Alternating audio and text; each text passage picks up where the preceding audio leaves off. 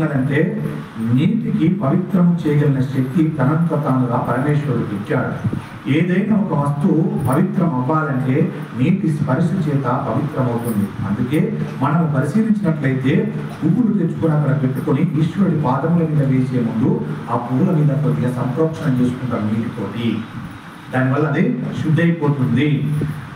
ఎందుకు చేత అంటే ఆ పువ్వులను కోసి తీసుకువచ్చేటప్పుడు వాటికి ఎంగిలి గాలి తగిలి ఉండవచ్చు. తెలియక ఎవరైనా కింద పడిన పువ్వును పూజా పాత్రలో పెట్టి ఉండవచ్చు అని ఆ పువ్వుల మీద కొద్దిగా నీళ్లు చిలుపుతారు. దానికి మంత్రము ఉండదు. నీళ్ళని చిలికేటప్పుడు మంత్రం కూడా చెప్పాల్సిన అవసరం లేదంటున్నారు. నీళ్లు పరమ పవిత్రమైనటువంటివి. ఉదకం అంటారు దాన్నే. ఆ ఉదకాన్ని తీసుకొని ఏ శ్లోకం చేయకపోయినా ఆ చెంబులో నీళ్ళు తీసుకొని ఒక్కసారి ఆ పుష్పాల మీద చలితవి పవిత్రమైపోతాయి. నీటికి అనుగ్రహం ఇచ్చాడు పరమేశ్వరుడు. కాబట్టి అలాగే ఏదైనా వస్తువు అశౌచం వచ్చినదని అనుమానం వచ్చినట్లయితే దాని మీద కాసిన నీళ్లు చల్లితే ఆ వస్తువు తీసుకుంటారు. నీళ్ళని చల్లి తీసుకుంటారు. అది పునీతమైపోతుంది ఆ వస్తువు. కాబట్టి మన శరీరమునకు నవరంధ్రములు ఉంటాయి. ఇవి కాక శరీరమునకు కొన్ని లక్షల స్వేద రంధ్రములు కూడా ఉంటాయి. తెలుసా?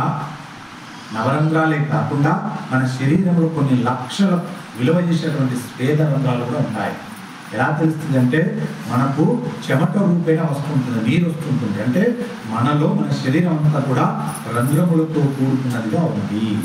ఇందులోంచి వచ్చే చెమటే అందుకు కారణం. కాబట్టి నీవు శరీరమునకు కొన్ని లక్షల స్వేద సముద్రములు ఉన్నాయి. వీటిలోంచి ఇప్పుడు మలము విసర్జించబడుతుంటుంది. మలం అంటే చెమట. ఇది మలము ఇంటికి చెప్తారు. దేహము చెమట రూపంటే లోపల ఉన్న దుర్గంధాన్ని ఆ రంధ్రాల నుండి బయట తీసుకొస్తుంది. ఇంకా మల ద్వారం, మూత్ర ద్వారం అవి ఎన్ని చేసినప్పుడు అవి వేస్తూ ఉంటాయి. ఇవి కాకుండా చేసేటువంటి ఇవి ఉంటాయి. ఇవి ఎప్పుడు దుర్గంధాన్ని బయట తీసుకొస్తూ ఉంటాయి. దానివల్ల ఏం కలుగుతుంది అంటే మనం ఇందాకే ఒక గంట ముందు స్నానం ఆచరించాం. సుగంధ ద్రవ్యాలు పెట్టుకొని 1కి 4 మార్లు ఈ శరీరానికి రుద్ది స్నానం ఆచరించి, ఇంకా కొందరు ఉంటారు కొన్ని సెంట్లకు సంబంధించిన పర్ఫ్యూమ్స్ ఉంటారు కదా, అలాంటివి కొట్టుకొని వస్తాం. ఎంతసేపు ఉంటుంది అది? ఒక అర్ధగంట మహా అయితే. అర్ధగంట గాలి వీచలేదు అనుకోండి, దుర్గంధం మన శరీరం వచ్చి బయటకు వచ్చేస్తుంది. ఏ రూపాయలు వచ్చేస్తుంది? ఈ యొక్క లక్షల విలువ చేసే స్వేదరంధ్రములను వచ్చేస్తుంది. ఏ రూపాయన? చెమట రూపాయన వచ్చేస్తుంది. చెమట రూపాయన వచ్చింది అంటే మన శరీరం ఏమవుతుంది? దుర్గంధం అయిపోతుంది. ఇది నిజమే, అందరికీ తెలిసిన విషయం. ఇది ఏదో చెప్పకూడని విషయం కాదు. కాబట్టి ఆ రకంగా శరీరం ఏమైపోతుంది అంటే మలినమైపోతుంది అని అర్థం. ఎందుకు మలినమైంది? ఇవి విసర్జించుతూ ఉంటాయి. ఎప్పుడు కూడా లోపల ఉన్నదాన్ని బయటకు విసర్జించుతూనే ఉంటుంది. కాబట్టి ఆ శరీరంలో కొన్ని లక్ష స్వేద రంధ్రంలో ఉంటాయి. వీటిలోంచి ఎప్పుడు మలము విసర్జించబడుతూనే ఉంటుంది. మలం అనగానే మళ్ళీ ఆ మలం అనుకోకండి. మల ద్వారంలో వచ్చే మలం కాదండి. శరీరం నుండి చెమట రూపాయలు వచ్చేటువంటి మలం, దాన్ని కూడా మలమే అంటారు. అందుకని మనము శరీరం ఎక్కువ మలం విసర్జిస్తుంది.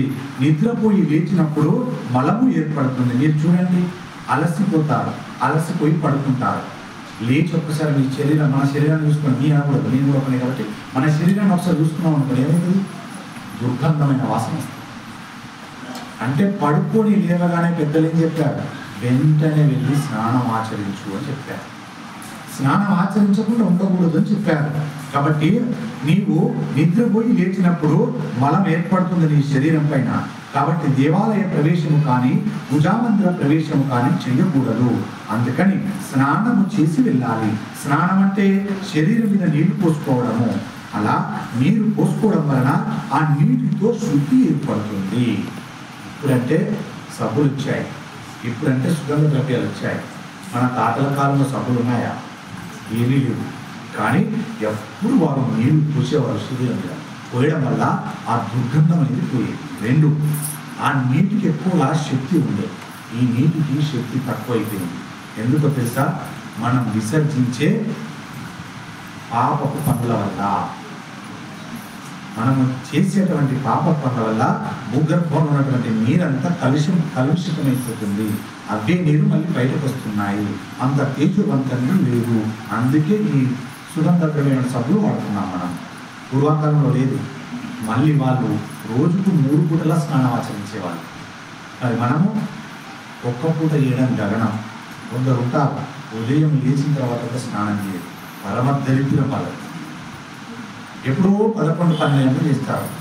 వీళ్ళని లక్ష్మీదేవి శపిస్తుంది. బాబు ఉదయం లేవగానే పిల్లలైనా పెద్దలైనా మీకు పని ఉండని ఉండకపోని, మీరు పూజ చెయ్యకపోని, ఏదన్నా కానీ లేచామా వెంటనే కాలకృత్యాలు తీసుకొని స్నానం చేయాలి. ఇది అలవాటు కాలేదా మనిషికి లక్ష్మి వెళ్ళిపోతుంది. మీరు అనుకోవచ్చు, అయ్యా లక్ష్మి వెళ్ళిపోతుంది అంటున్నారు కదా, నా దగ్గర బోడేలంత డబ్బు ఉంది, బంగారం ఉంది, మంచి ఐశ్వర్యం ఉంది, ఎక్కడ వెళ్ళిపోయింది అయ్యా, నేనైతే ఎక్కువ చేస్తా స్నానం, నువ్వు చెప్పేది తప్పయ్యా అంటారు. లక్ష్మి అంటే మీరు ఒక్క డబ్బే అనుకోకండి. లక్ష్మి దేంట్లో ఉంటుంది? నీ ఆరోగ్యంలో కూడా ఉంటుంది. నీ ఆరోగ్యాన్ని కూడా లక్ష్మి అంటారు. చూసుకో ఒకసారి నీ ఆరోగ్యంగా ఉందో. నీ దేహంలో ఉన్నటువంటి ఒక్కొక్క అవయానికి ఒక్కొక్క రోగం ఉంటుంది. కండకు సంబంధించిన రోగం ఉండొచ్చు, నాలుగుకు సంబంధించి ఉండొచ్చు, పెదవులకు సంబంధించి ఉండొచ్చు, తలకు సంబంధించి, ఏదికి సంబంధించి, నీ దేహంలో ఎన్నున్నాయో అన్నిటికి సంబంధించిన రోగాలు లేదంటే దగ్గర లక్ష్మి లేదు అని అర్థం. ఎందుకు లేదు?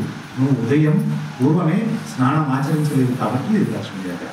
డబ్బు అది లక్ష్మి కాదు, ఆరోగ్యమే పరమభాగ్యం అన్నారు. ఏదున్నా లేకున్నా, కోట్లు లేకపోయినా ఆరోగ్యంగా ఉన్నవాడే కోటీశ్వరుడు అని చెప్పారు పెద్దలు. అవునా కదా? అలాంటి ఆరోగ్యం నాకు లేదు, కోరుతున్నాయి, ఏం లాభం? నేను లక్ష్మి ఉన్నట్ట లేనట్టు ఇప్పుడు వినట్టు అర్థం. మరి ఆ లక్ష్మి దగ్గర నిలబడాలంటే ఉదయం సూర్యోదయానికి పూర్వమే స్నానం ఆచరించాలి. పని ఉండని లేకపోతే పని ఉన్నప్పుడే చేయకూడదు.